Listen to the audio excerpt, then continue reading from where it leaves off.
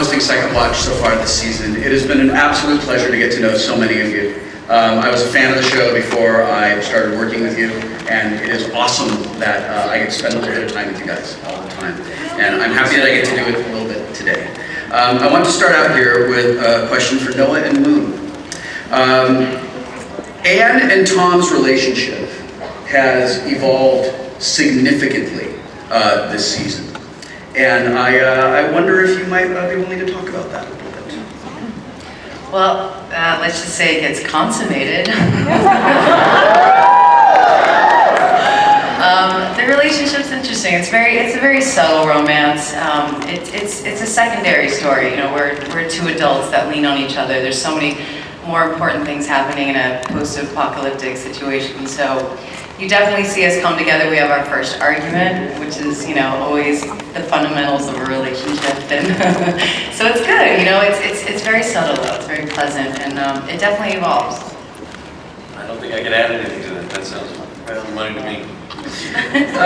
Will, excellent name, improperly spelled, by the way. So Weaver is still leading the second mass. Lost Tom for 3 months, and had to take on maybe some new responsibilities. He seems different to me this season. Something, I've never really seen it come out in dialogue, but there is something different behind his eyes. His whole attitude is different. And I'm wondering how Weaver feels about taking the resistance, effectively turning the resistance around and going all the way toward Charleston when we don't necessarily know if there's a there. We don't necessarily know if there's a what? If there's a there, like when we get to Charleston, we don't know if we're going to find a crater or a trap or a paradise. And I'm just wondering how Weaver feels about basically straying from what was a very determined course to something completely mysterious. Well, it seems like the best option right now, I mean, you know. But I think what you're talking about, you know, Weaver's got a kind of a veil over him. He doesn't reveal very much. What you're talking about, you've seen something in the eyes. Well, and, you know, there's little clues being left for the audience about things that are going on with Weaver as a human being, little Morse code, secret code being tapped out, you know, which if you pay attention, you might see it, but it's hard with television sometimes, I mean, with the commercials and things like that, you know, but... Are you suggesting that there's a Weaver alternate reality game that we don't know about? No. Just wondering if we were going to see Weaver show up in Marble Hornets this season. Now, Tom was gone for 3 months, and I wonder, can Anne and Weaver genuinely trust Tom after being in possession of the Skitters for so long? And does Tom really trust himself? It is a question for all of you. I think he's welcomed back by certain characters with open arms and with great suspicion by others with good reason. I think he's smart enough to know that he's a potential liability, but there's a line in an episode earlier, actually it's about Colin's character, about whether or not he should be banished from the group or not, where the second mass doesn't really have the luxury of being choosy about who it asks to fight with, and sometimes the benefit of arming somebody and having them in your ranks outweighs the potential liability of having them within their ranks. So I think that's ultimately what everybody has to weigh, is that Tom's value to the group seems to outweigh the risk. Yep. All right, well that motion is going to carry then. The group trusts Tom. Very good.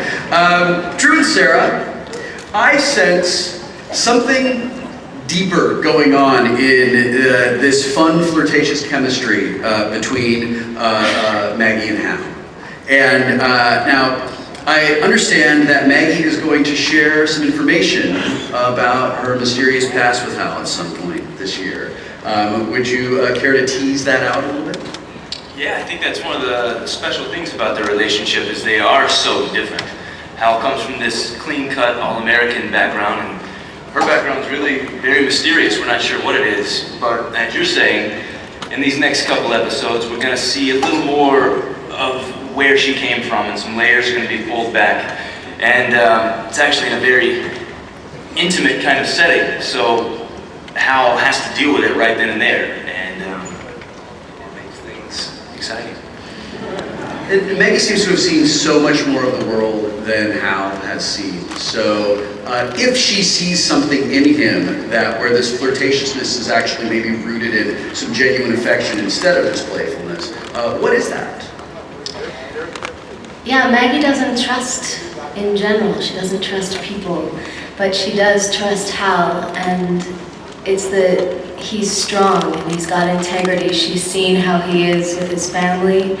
She's seen how he is on the field. Initially, she was drawn to him because she could see that he could fight, and she wanted to back that. She wanted to support anything that, you know, would strengthen humanity. She's always thinking of the bigger picture. And, you know, Hal picks her up a few times, and it felt good, and she doesn't like to admit it, but we're seeing in season 2, especially right now, he's getting in there. He's breaking her heart open a bit, and she is thrown off. So she's denying it, and it's complicated, and... I want to! It's 4:46 before we had the first open flirtation with Sarah for anyone. We got 4:46 in the pool. You can collect your prize at the back of the boat. It's you, I see you. Later today. Drew, with Tom being gone for 3 months, it seems like everyone in your family has moved up sort of a level. And I'm wondering if Hal really sees himself as a father figure to Ben now. And if and look, I mean, and there's very clearly a great deal of tension here as the two of you guys have grown up, and Ben has found himself in possession of alien superpowers.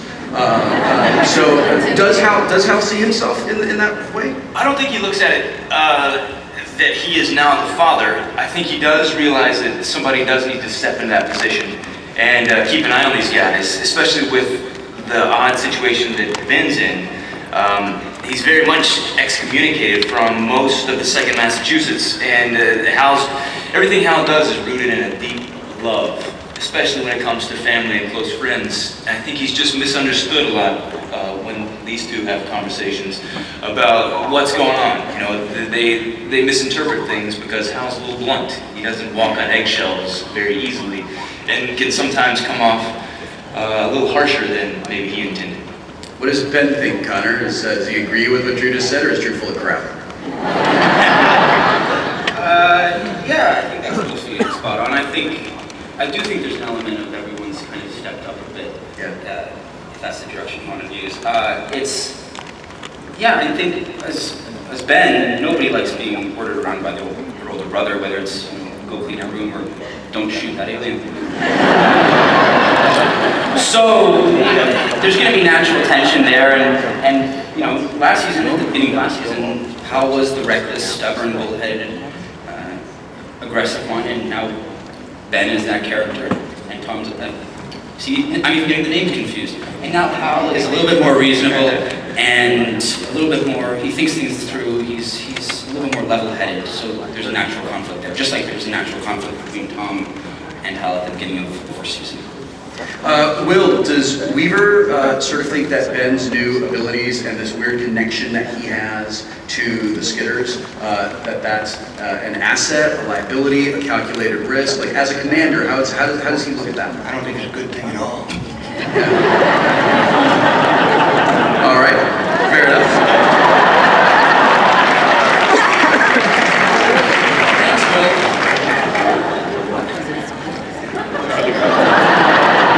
Colin.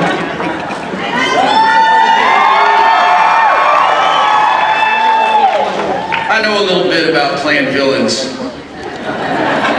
that the audience kind of loves. So I'm just wondering why you haven't been at the meetings of villains. Pope is my absolute favorite character on the show because I never know what he's thinking.